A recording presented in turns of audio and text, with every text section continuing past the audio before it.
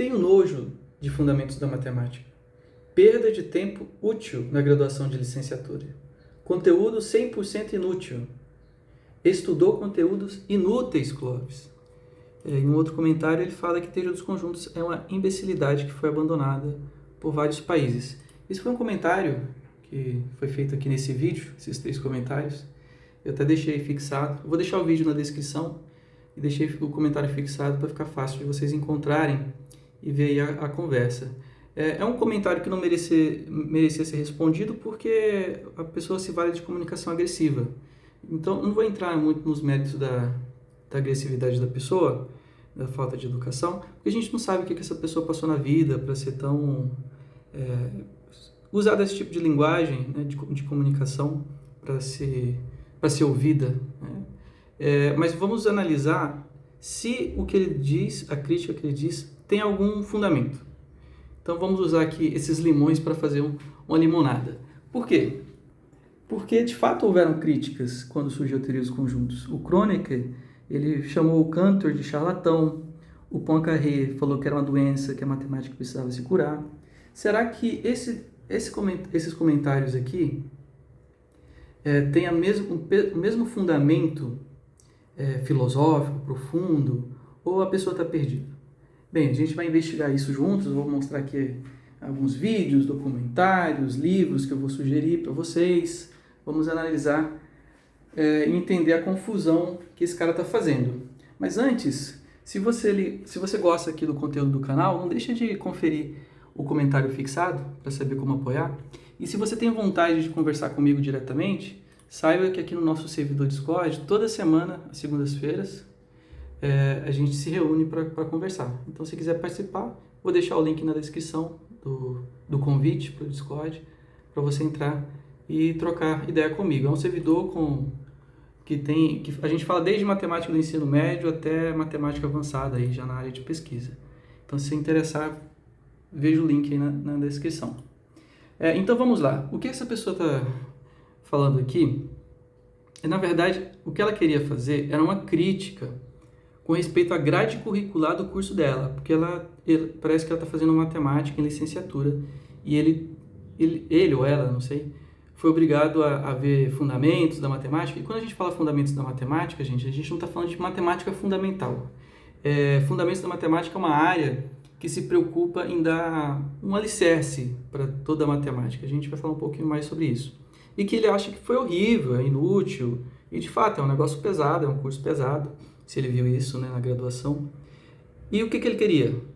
Ele fala assim, para que fazer uma faculdade de matemática e no final saber menos matemática do que os primeiros colocados de medicina nas federais? É o que eu falei aqui no vídeo. Tem gente que matemática é aquilo que se vê no ensino médio para poder passar em vestibular. E as pessoas estão mais focadas em se preparar para os vestibulares do que entender o que de fato é matemática. É a confusão que eu discuto aqui nesse vídeo. Essa visão técnica, antiga, ou estereotipada, e às vezes errada, equivocada, né, do que serve a matemática. A matemática não é para passar em teste. Mas, enfim, ele deveria criticar a grade curricular do curso. Porque a preocupação do professor é ensinar matemática elementar. Lá na frente ele vai ter que ensinar matemática elementar. Então ele tem que dominar isso muito bem. E ter didática, né? Tem que manjar muito de pedagogia para conseguir ali arrumar um bom emprego, às vezes até dar aula em cursinhos. Mas a preocupação do pesquisador, do matemático, é outra. É provar teorema, resolver conjectura, enfim. Então o cara que está trabalhando em fundamentos, ele está pouco se preocupando se vai ser útil para um professor, se vai ser útil para um engenheiro, se vai ser útil para um físico. Ele quer fazer matemática pela matemática. Se no futuro haverão aplicações, aí, cara, não é com matemático puro. Eu bato bastante nessa tecla nesse vídeo aqui que eu vou deixar na descrição. E aí ele tem um outro comentário aqui, que ele fala que teoria dos conjuntos foi abandonada em vários países. Outra confusão. Porque o que foi abandonada em outros países foi uma corrente de pedagogia, um movimento pedagógico que queria reformular a grade curricular do ensino fundamental e médio para ensinar a matemática que se costuma fazer na academia, do século XX para cá, que envolve muito teoria dos conjuntos e estruturas algébricas. Esse movimento pedagógico era conhecido como movimento da matemática moderna. Já fiz um vídeo sobre isso e vou deixar na descrição. Essa coleção e essa coleção do San Jorge aqui nasceram desse movimento da matemática moderna que teve o seu auge na década de 60 e 70. Mas depois disso foi abandonada. É um movimento que não se vingou. Que não vingou, né? Então, o que foi abandonado foi esse movimento pedagógico que queria ensinar para ensino fundamental e médio muito foco em formalismo, usando teoria dos conjuntos e estruturas algébricas. A teoria dos conjuntos está viva. Até hoje se prova teoremas sobre teoria dos conjuntos e ela é usada para fundamentar toda a matemática moderna. Esse livro que eu estou estudando é justamente esse interesse que eu tenho para entender o que é que fundamenta a matemática, né? Quem acompanha o canal sabe que eu gosto.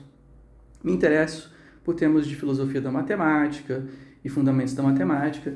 E fundamentos da matemática é uma área riquíssima, porque faz intersecção entre lógica, computação e as questões primordiais. Então, quem está trabalhando em fundamentos da matemática é igual o Russell, que queria ver, os matemáticos estão usando esses axiomas, será que não dá para reduzir ainda mais a conceitos ainda mais primordiais?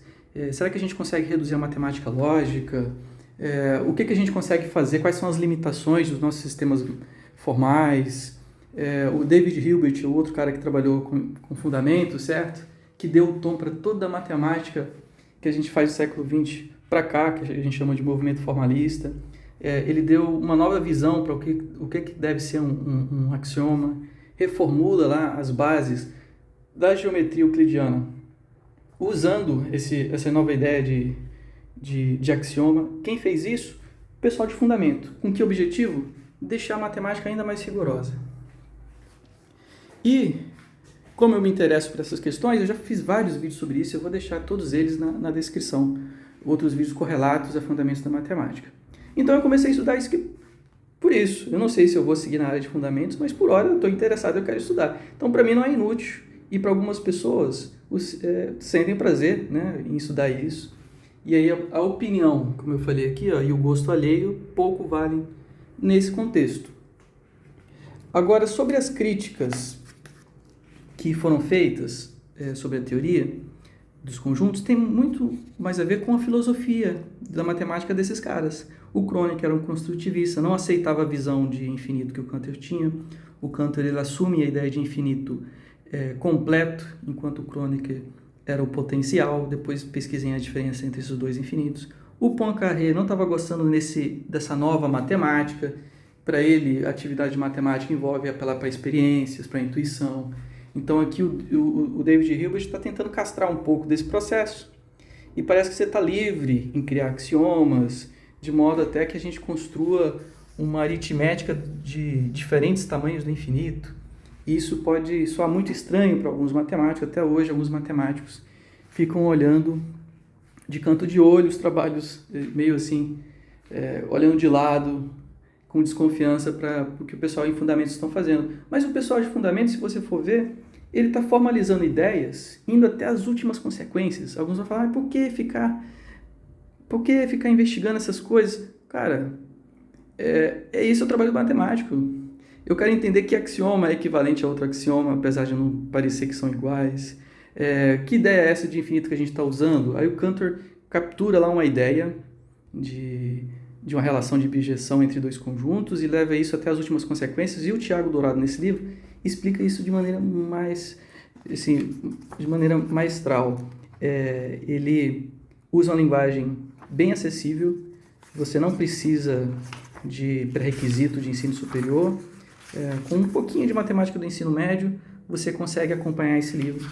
Ele vai falar todas as tretas, os primeiros desconfortos, como é que o Cantor ele domou essa ideia de infinito. E está aqui uma das contribuições mais legais da teoria dos conjuntos. A gente agora começou a falar de um assunto proibido, que é o infinito.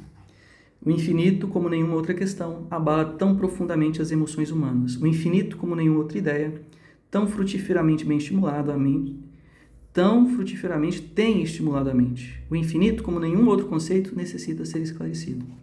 E o foi, graças à teoria dos conjuntos de George Cantor. Tem um documentário lindíssimo, se você não assistiu, assista, tá na Netflix.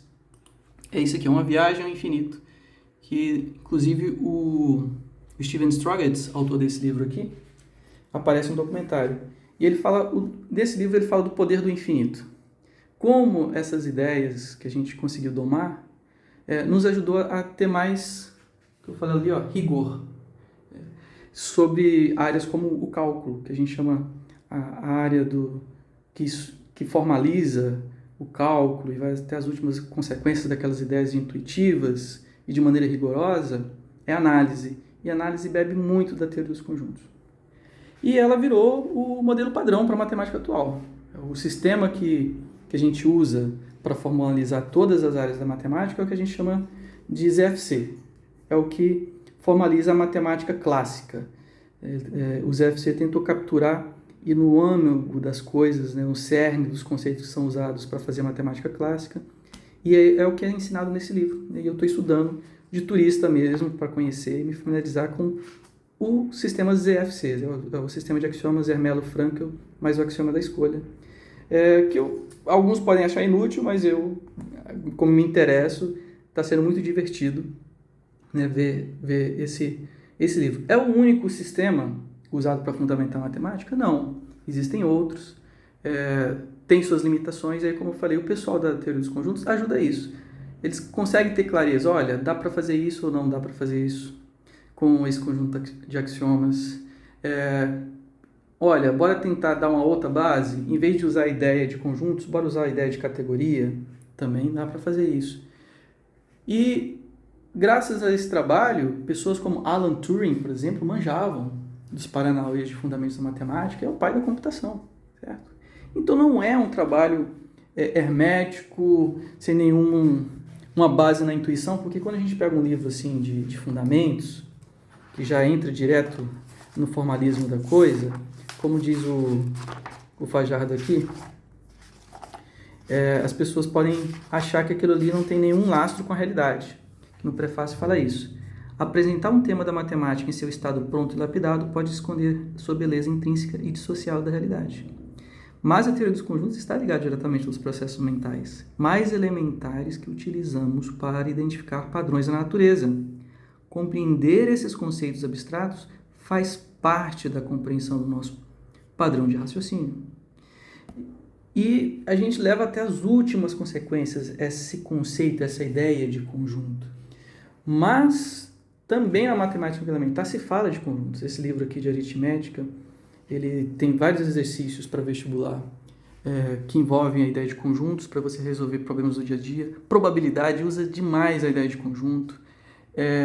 Esse livro de Fundamentos da Matemática Elementar também apela para a linguagem de conjuntos, apesar do movimento da matemática moderna ter falhado, ainda assim a gente vê as pessoas falando da linguagem, né, da teoria dos conjuntos. Então o que esse cara falou aqui é confusão pura. E veja só, o cara está fazendo uma graduação de licenciatura. Eu fico pensando, onde é que ele está fazendo? É uma particular, é uma pública? De qualquer maneira, é uma falha, né, no sistema de ensino, porque a pessoa ela não consegue enxergar essas coisas. E começa a cuspir assim, opinião de maneira infundada. E a gente só sente pena, né?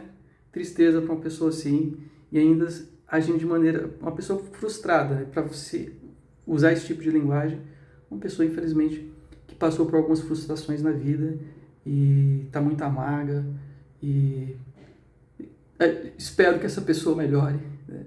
Porque quando a pessoa age assim, ela só fecha as portas, as pessoas se afastam, e essa pessoa vai ficando cada vez mais sozinha. Se a pessoa relaciona com alguém, ela vai ter uma relação tóxica, porque é assim que ela fica à vontade, porque aqui ela está à vontade, está escondida atrás de um nome qualquer, um perfil na internet, mas assim que ela estiver entre quatro paredes com uma pessoa, no relacionamento, ela vai agir com essa linguagem violenta, e só sofrimento nessa vida dessa pessoa, né? Vai ficando cada vez mais amarga. Então, gente, cuidado na hora de expressar suas opiniões. Tentem... O negócio, às vezes, é a sua maneira de falar. Você poderia até estar equivocado nos seus conceitos, mas se você soubesse apresentar suas ideias, né, as pessoas poderiam te ouvir melhor. Eu ainda respondi ao tal do dar pérolas aos porcos, fiz isso, mas logo mais eu vou remover essa pessoa do canal, porque se ela fez isso, Foram vários comentários assim. Mandou se ferrar. E aí eu vou remover porque não é uma pessoa que a gente quer aqui para a comunidade, certo? Então é isso, gente. Quero agradecer aí pela atenção de vocês até esse momento. Quero agradecer também os membros do canal pelo apoio de sempre. Tá aqui todo mundo. E quero agradecer especialmente os 3 novos membros, que é o Fábio Augusto, o Daniel Ecard e o Rogério Alexandre Garcia. Sejam muito bem-vindos ao canal. E um forte abraço, gente. Fui!